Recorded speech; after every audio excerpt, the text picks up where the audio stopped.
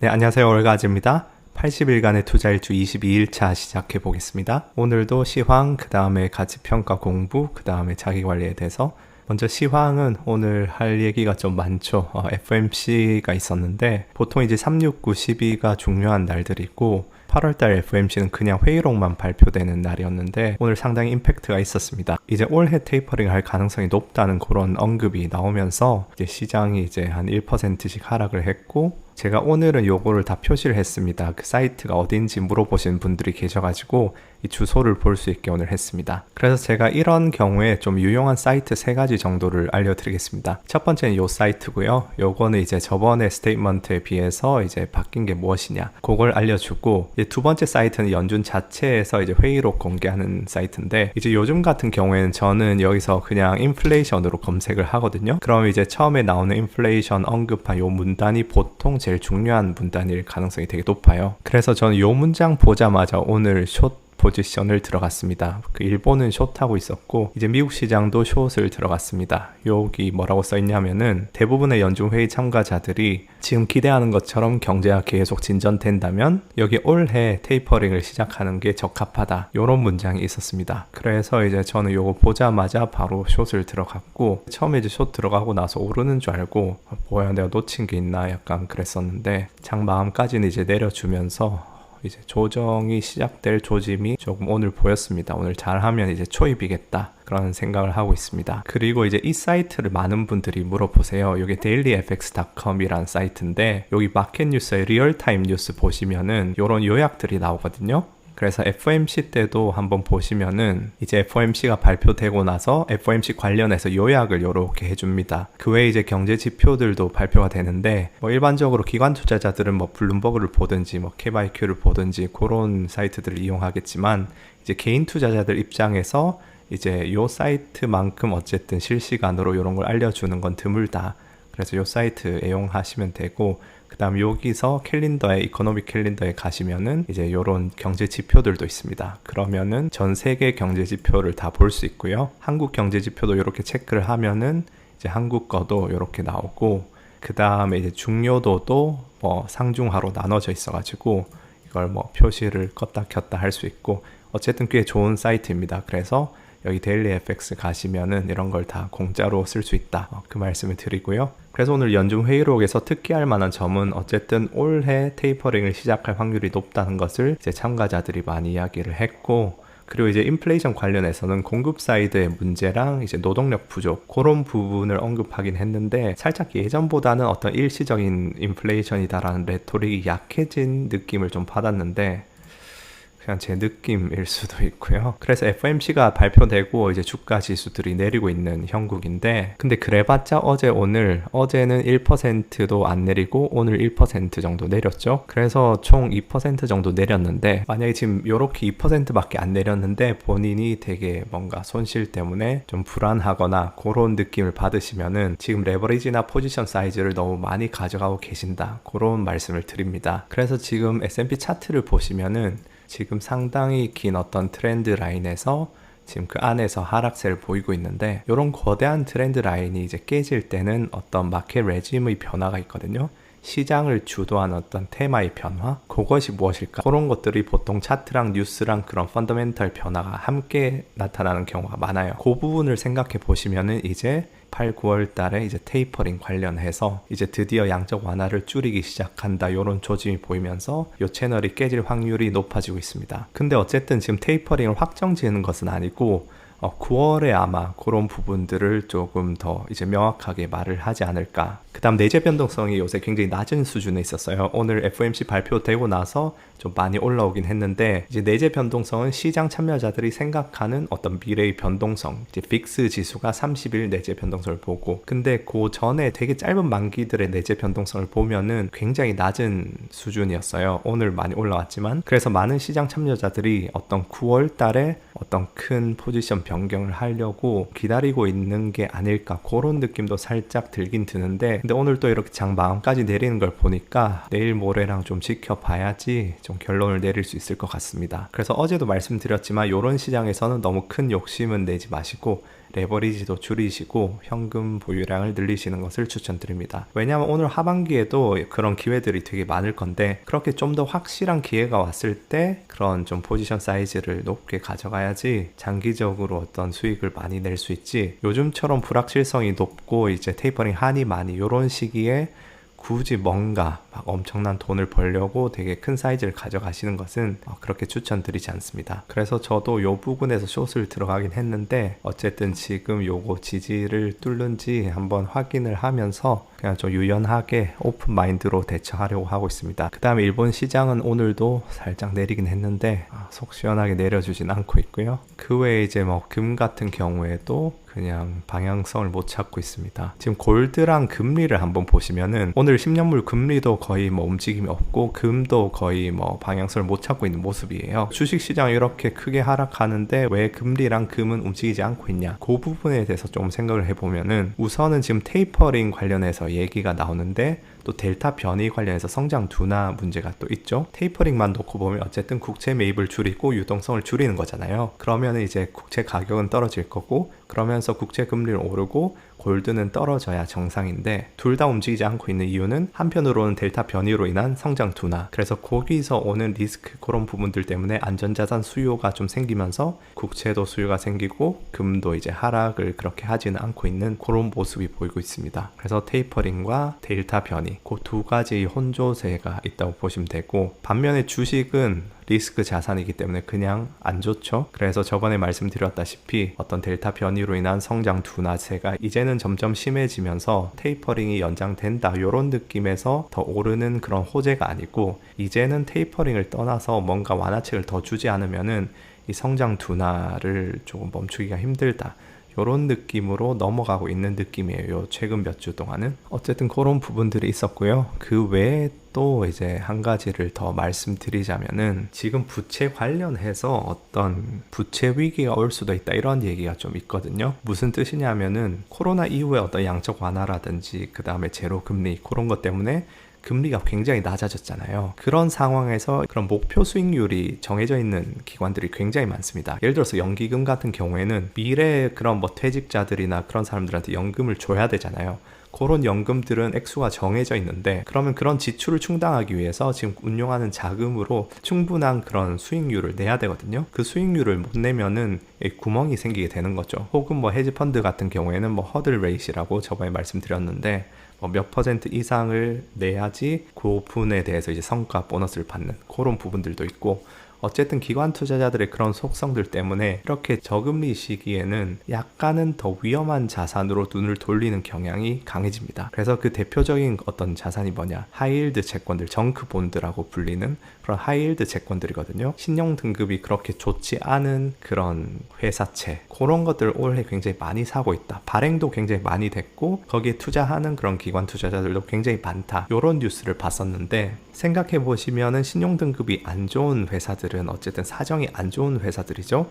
그런 회사들도 굉장히 낮은 금리로 돈을 많이 빌릴 수 있는 그런 환경이 오니까 너도 나도 정크본드를 막 그렇게 발행을 하고 지금이 기회다 싶어서, 그래서 작년 4월 5월 코로나 직후에는 거의 역사상 최대 규모로 그냥 각종 회사채들이 그렇게 발행되는 그런 모습이 보였습니다. 근데 문제는 그게 결국은 다 빚이란 거죠. 그리고 지금 성장 둔화되고 있죠. 그럼 어떤 문제가 생기느냐, 안 좋은 회사들, 뭐 팬 같은 주식들, 뭐 구글, 페이스북 이런 회사들이야 뭐 현금 보유고가 어마어마하니까 뭐 상관없겠죠. 근데 이제 정크 본드는 애초에 안 좋은 회사들이기 때문에 높은 이자를 줘야지 그렇게 돈을 빌릴 수 있는 그런 회사들인데, 지금 저금리 때문에 좀 상대적으로 평소보다 저리로 빌릴 수 있다고 해도 그래도 그런 금리가 완전히 낮은 편은 아니거든요. 뭐 4%, 5%, 6% 그런 금리들인데, 그런 회사들이 줄도산하는 그런 위기가 올 수 있다, 그런 얘기가 어떤 굉장히 많이 논의되는 부분들은 아닌데 약간 주변부에서 그런 얘기들이 살짝 들리는 것 같은데, 제가 보기에는 앞으로 한 1, 2년 내로 굉장히 문제가 될 부분일 것 같아서 말씀을 좀 드리고 싶었습니다. 저금리 시대에는 부채 규모가 굳이 돈을 빌릴 필요가 없는 회사들도 늘어날 수밖에 없어요. 왜냐하면 부채란 건 결국은 레버리지라는 것이거든요. 예를 들어서 1조의 자금이 있고 그걸로 10% 그 자기 자본 대비 10% 수익을 내는 회사가 있다고 가정을 해봅시다. 그럼 1조가 있으니까 연간 뭐 1,000억씩 내겠죠? 근데 만약에 진짜 거의 제로 금리 시기라서 한 한 2%의 돈을 빌릴 수 있어요. 그러면은 1조를 더 빌려와서 2조로 하면은 2천억을 벌 수 있잖아요. 물론 그렇게 2배는 안 팔리더라도 어쨌든 2%보다는 더 높은 수익률을 내기만 하면은 회사 입장에서는 레버리지 쓴 게 더 어쨌든 최적화를 하는 거잖아요. 그래서 사실 부채를 아예 안 쓰는 것도 그렇게 현명한 결정이 아닌 게, 부채에서 오는 리스크를 감안해서 어쨌든 적정 부채를 써서 그런 수익을 최대화하는 것도 어떤 주주에 대한 어떤 의무다, 그런 부분들이기 때문에 저금리 시대에는 부채 규모가 늘어날 수밖에 없습니다. 근데 신용평가 기관들은 어쨌든 부채 비율, 부채 규모가 높아지면은 신용 등급을 강등할 수밖에 없어요. 그러다 보니까 지금 상당수의 어떤 회사들이 우량 채권과 정크본드의 사이 등급, 트리플 B 등급이거든요. 거기 되게 많이 걸려 있어요. 지금 제가 마지막으로 확인했을 때가 미국 회사의 47%인가 그랬는데, 확인 안 한 지 꽤 오래돼서 지금은 어떤지 모르겠는데, 그게 무슨 의미냐, A에서 트리플 B로 내려가는 것은 그렇게 큰 문제는 아니에요. 물론 빌릴 수 있는 금리가 좀 더 높아지는 불이익은 있긴 하지만 그래도 둘 다 투자 적격 등급이고, 근데 트리플 B에서 더블 B로 내려가는 순간 투자 적격에서 정크본드 등급으로 내려가게 됩니다. 그러면 수많은 기관 투자자들 중에서 투자 적격 채권에만 투자해야 되는 그런 규제를 받는 기관 투자자들이 굉장히 많아요. 그럼 그 회사는 자금 조달에 굉장히 어려움을 많이 겪게 되고, 금리가 진짜 확 뛰거든요. 투자 적격이랑 정크본드 사이 그 등급에서 바뀌면은. 그러면서 회사 사정이 급격하게 안 좋아질 수 있다는 거죠. 그래서 이런 부분들이 약간 시한폭탄 같은 부분이, 그래서 이런 얘기가 2019년 정도부터 여기에 대해서 조금 경고를 하는 목소리들이 나오기 시작했거든요. 저는 사실 2020년 초에 코로나 터졌을 때 요거 이제 줄도산하는 문제, 요게 생길 수도 있겠다 생각을 했었는데, 연준이 워낙 빠르게 금리를 그냥 잡아당겨버리고 유동성 펌프질을 하면서 그 문제들이 연장이 좀 됐어요. 근데 지금 만약에 테이퍼링을 하고 그 다음에 경기가 둔화된다? 그럼 요 시한폭탄들이 다시 수면 위로 솟아오를 수 있습니다. 그래서 요런 시기에는 잡주 같은 건 쳐다도 보면 안 되고, 이제 신용 등급도 높은 회사, 우량 회사들 위주로 조금 투자를 하셔야겠죠. 사실은 회사들이 도산하는 것도 그렇게 나쁜 일은 아니라고 전 생각을 해요. 왜냐하면은 일본이 잃어버린 20년, 30년 그렇게 얘기하는데, 저는 일본의 실책 중에 하나가 그런 저금리, 제로금리, 마이너스 금리 그런 것들을 찔끔찔끔 하면서 그런 좀비 기업들, 한계 기업들을 도산시키지 않고 계속 질질질 연명하게 해줬거든요. 그런 부분이 이제 단기적으로는 좋은 처방일 수 있어도 장기적으로 봤을 때는 어떤 경제 활력을 잃게 만드는 그런 문제라고 보기 때문에, 이번에 연준이 이런 정책을 했을 때도 어쨌든 코로나라는 이제 전대미문에 문제가 있었기 때문에 어쩔 수 없다 하더라도 그런 면에서 비판을 좀 받긴 했어요. 그래서 도산될 기업들은 도산되고 새로 그 위에서 또 스타트업이나 혁신 그런 게 이루어져야 한다, 그런 목소리들도 있긴 있습니다. 그래서 오늘 시황 이것저것 많이 얘기를 해봤는데 도움이 되셨길 바라겠고, 이제 오늘 가치평가 공부에 대해서는 제가 좀 실수를 한 것 같아요. 이 책이 주식 가치평가를 위한 작은 책인데 너무 작은 책이에요. 너무 빨리 간다. 그래서 제가 3장을 이제 정리를 하고 있는데, 아무리 생각해도 이 3장 여기 나오는 대로 다루면은 많은 주린이 분들이 지금 헷갈리셔서 제 영상을 더 이상 보시지 않겠다, 이런 생각이 좀 들었습니다. 왜냐면 어제 그 2장에서 가치평가에 필요한 4가지 도구를 다뤘잖아요. 여기서 현금 흐름과 시간가치 계산, 그거는 하면서 하면 되고, 투자 위험에 대한 기초 지식도 하면서 하면 되고, 간단한 통계 지식도 제가 그냥 설명드리면서 할 수 있는데, 회계 지식은 운전 자본이나 이런 얘기들이 3장에 나오는데 이게 아무 설명이 없더라고요. 그래서 이 책이 사실은 어떤 초보 책은 아니고 이미 좀 아는 베이스가 쌓인 사람들이 좀 짧게 보기 위해서 약간 콤팩트하게 만들어 놓은 것 같아가지고, 잠시 며칠 동안 기초 회계를 한 3일 정도 잡고 한번 훑어보도록 하겠습니다. 기초 회계를 3일 만에 할 수 있을지는 모르겠는데, 주린이 분들을 위해서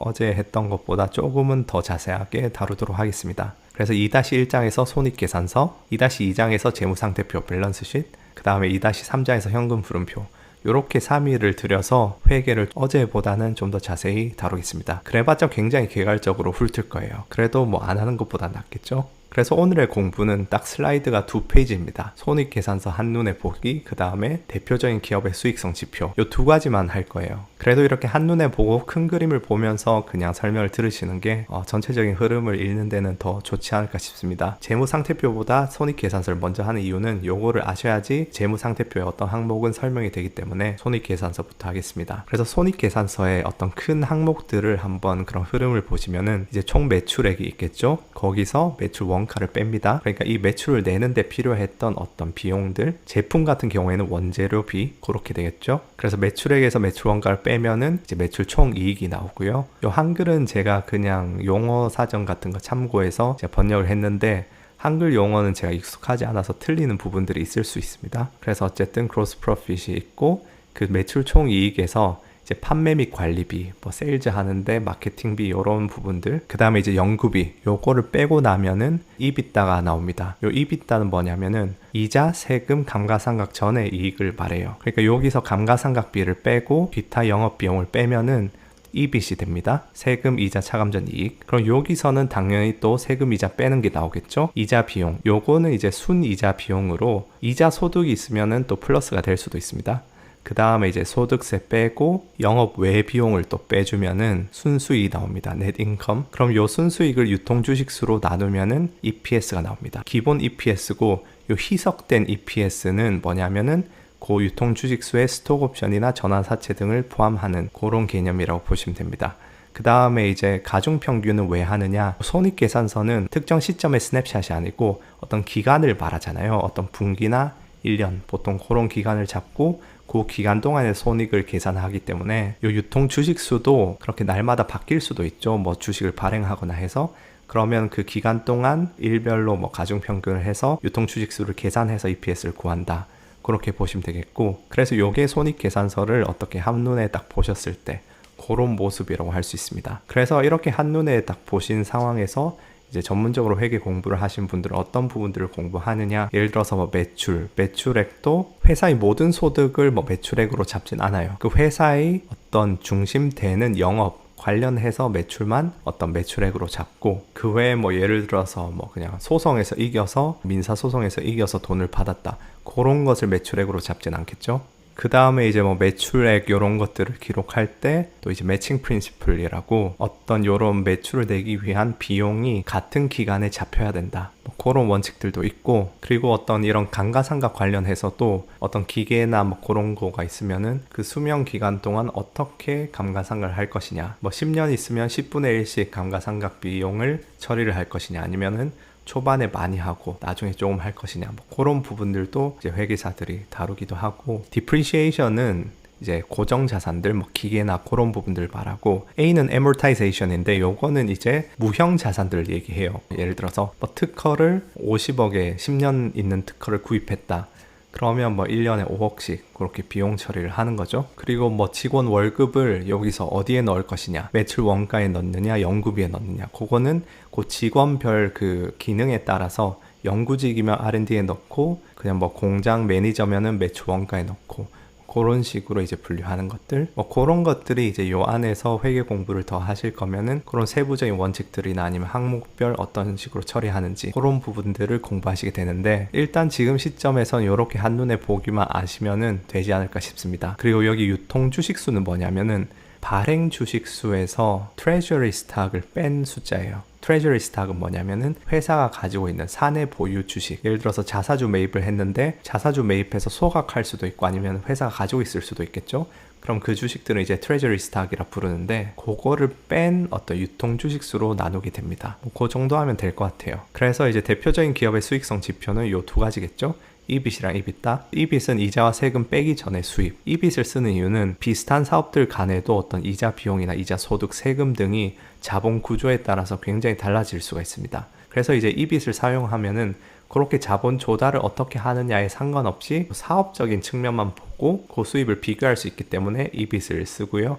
그 다음에 EBITDA는 왜 쓰느냐, 감가상각도 어떤 자산 중심의 업종에서 굉장히 큰 어떤 현금이 아닌 비용이거든요. 그래서 어떨 때는 요걸 빼버리면은 더 정확한 수익질을 알 수가 있습니다. 그리고 또 아까 말씀드렸듯이 감가상각하는 방식도 뭐 스트레이트 라인이라고 해서 그냥 뭐 n분의 1로 이렇게 하는 경우도 있고, 아니면은 약간 곡선으로 그냥 감가상각 하는 식도 있고, 그런 것들이 이런 자산 중심 업종에서는 굉장히 크게 작용하면서 이런 수치들을 왜곡시킬 수 있거든요. 그래서 이비타를 본다.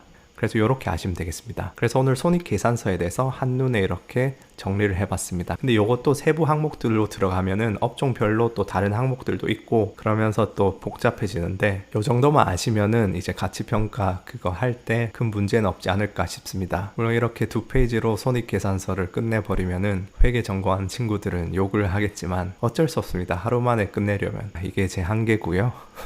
내일은 또 재무상태표에 대해서 또 이렇게 한눈에 싹 한번 다뤄보겠습니다. 그래서 오늘 시황 다루고 이제 회계 기초에서 손익계산서를 한눈에 한번 정리해 봤고요. 세 번째 파트 자기관리는 오늘 한 7시 좀 넘어서 깼고, 또 밥은 이제 케토 밀키트 먹고 있습니다. 근데 이제 밀키트 요것도 이제 슬슬 질려가지고 일주일에 12키트를 시켜서 먹는데 그게 다 고만고만해요. 그 케토 뭐 무슨 저탄고지 그거다 보니까 그냥 전부 다 이제 야채에다가 닭가슴살 부류인데 그냥 좀 뭐 소스 다르게 하고 그런 거라서 이제 지겨워서 이번 주를 끝으로 끊어버렸습니다. 그래서 다음 주부터는 또 다른 식단을 탐구해 보겠습니다. 그래서 지금 한국은 아침 오전 시간일 텐데 오늘 하루도 행복하게 잘 보내시기 바라겠습니다. 내일 뵙겠습니다. 감사합니다.